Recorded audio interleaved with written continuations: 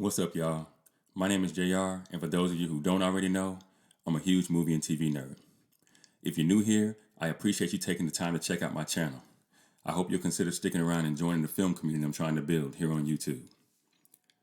So in today's video, I'm going to be talking about Showtime's Dexter New Blood and why I think the writers failed true fans of the original Showtime series for the second time. And in case it's not obvious, this video will contain spoilers, so if for some reason you haven't seen this show yet, or the original, and you're not trying to hear about anything that happens, you might want to exit this video right now. And with that being said, no more wasting time, let's get into it.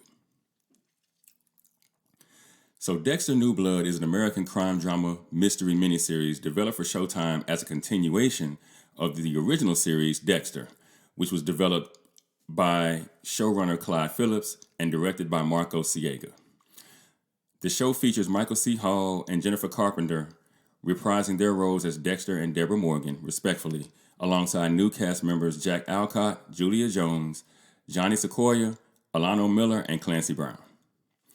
Now, the story is set 10 years after the events of the original series finale, which was broadcast back in 2013, and it premiered on Showtime on November 7th, 2021. The show was originally considered to be a standalone miniseries, but it has been confirmed since the show ended that there may be another season centered on Harrison, Dexter's son, for broadcast at a later date. Now, the show currently has a 77% rating on Rotten Tomatoes with a comparable audience score of 74%.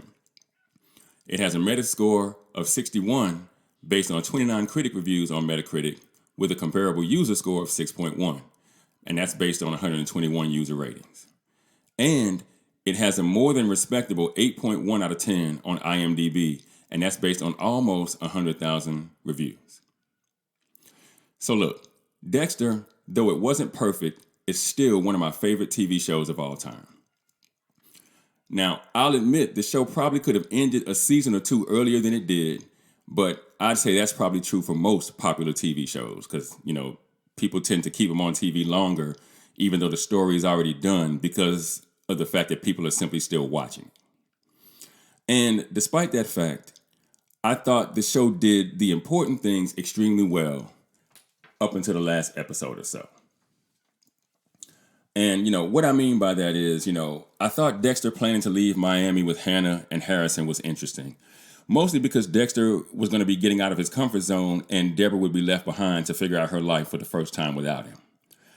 I thought Dexter tracking down Oliver Saxon before he left, restraining him, and then at the last minute deciding that he didn't need to kill him, ultimately purging himself of the need to keep Harry's ghost around as his advisor, was great television. I thought that Dexter calling Deborah, who had recently rejoined Miami Metro Homicide, so that she could come in and make the arrest of Oliver Saxon, only to have Oliver break free of his restraints and shoot her, was tragically brilliant.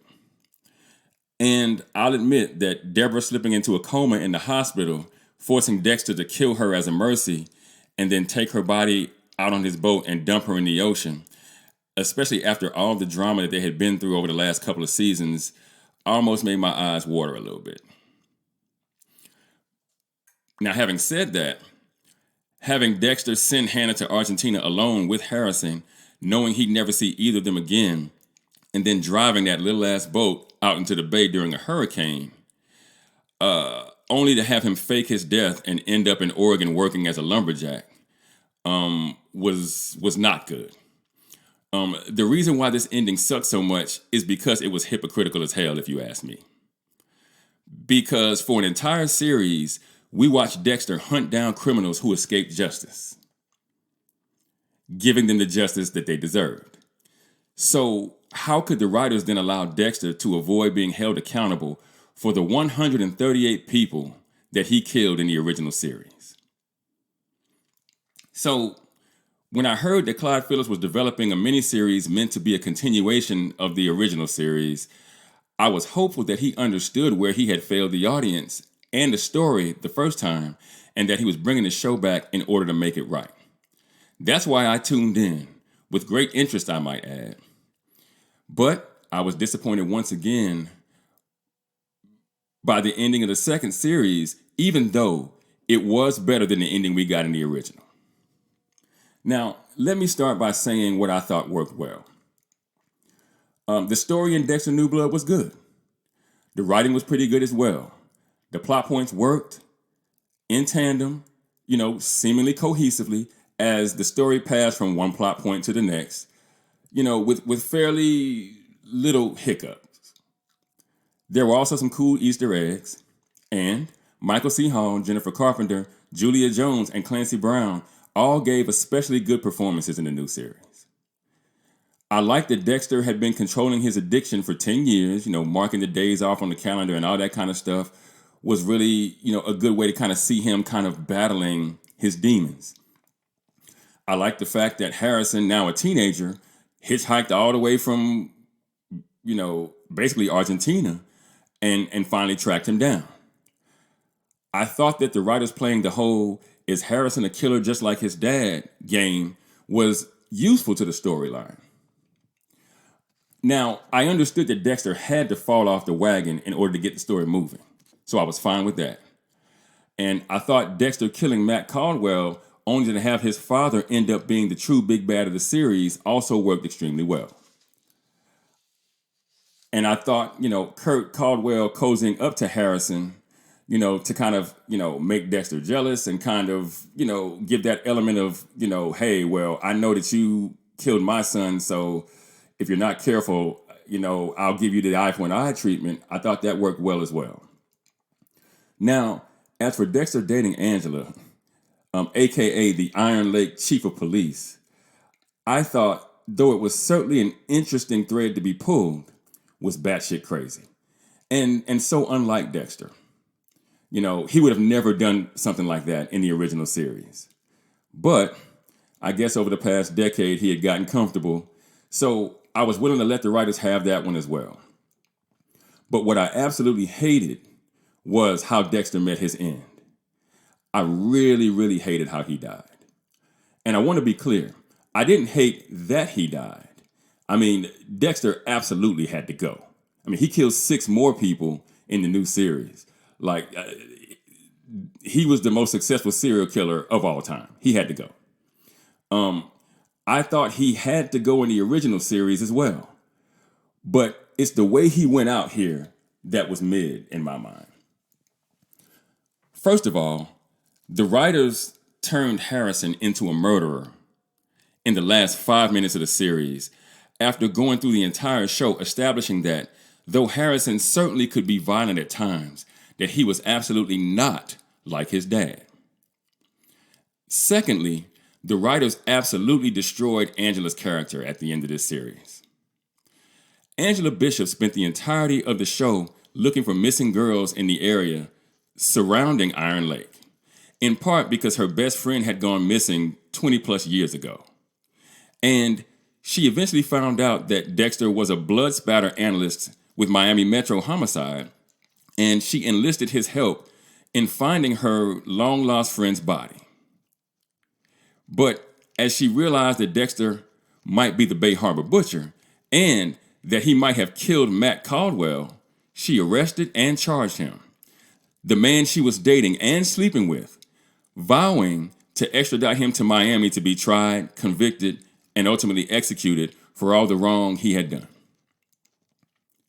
But then she not only let Harrison escape justice after killing his dad in the woods, but she helped him. I just didn't understand how her actions at the end of the series made any sense, seeing as what the writers showed us she was throughout the entirety of the show. And that brings me to the biggest fumble of this entire thing: Batista's character arc. Now, they brought back Angel Batista for this show, and I understand why. They needed someone, living from Dexter's past in order to build a bridge between the original show and this one. And though Harrison knows his dad, he didn't really know his dad, at least not at the beginning of the series, and not like Batista did.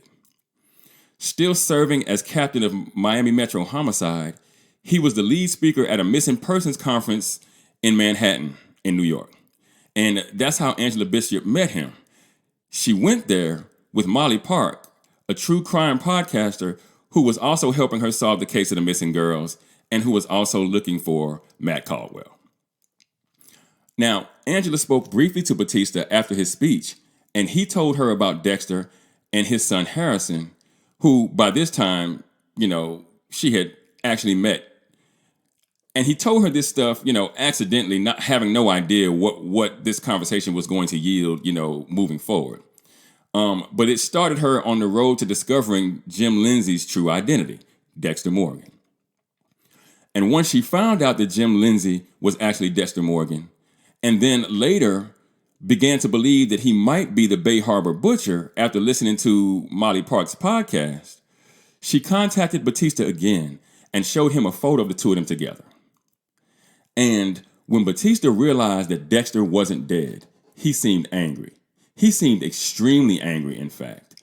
And he told Angela that he would be in Iron Lake imminently.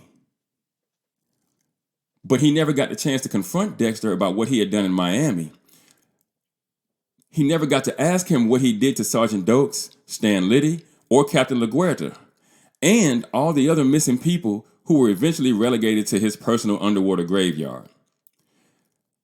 Because after he was placed under arrest by his girlfriend, the captain or the police chief of the Iron Lake Police Department, he actually ended up murdering Sergeant Logan in order to escape custody before Batista could get there, while Angela was out investigating his tip that Kurt Caldwell was the serial killer responsible for all of the girls that had gone missing in the area over the past 2 decades, including Molly Park. And my question to the writers is, how in God's name do you rob us, the audience, of what would have been the second most anticipated confrontation in both of the series? Batista's presence in the show was nostalgic. It was even useful in terms of the story's progression. But the best thing that Angel Batista could have done for the Dexter franchise was get Dexter back to Miami to stand trial for all of the crimes that he committed. That's how this show should have ended. In fact, it's the only way this story could have reached a truly satisfying conclusion. With Dexter Morgan strapped to a chair behind a thick plane of glass in Miami, Florida, a priest standing over him reading the last rites, as Batista, Quinn, Masuka, Captain Matthews, Astor, Cody, and Harrison all sit in the gallery, so that he could see all the pain that he had caused his friends and family before the state of Florida turned his lights out with the flip of a switch. Now, as a screenwriter, I believe that the beginning of your film or your TV show tells the audience what your film or TV show is about. But the ending tells your audience why you made the film or TV show in the first place. It's the message, the thing that we, the audience, are supposed to take with us when the thing that you made finally cuts to black. But what do you guys think? Do you think Dexter dying by his son's hand was sufficient for all that he had done? Or do you think the writers let Dexter off the hook again for his serial killing ways?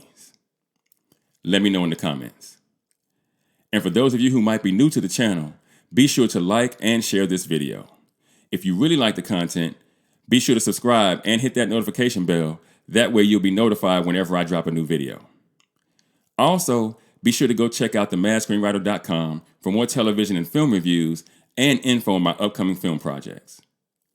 And with that, I'm going to go ahead and get out of here. I got screenplays to write, and I'll catch you in the next video.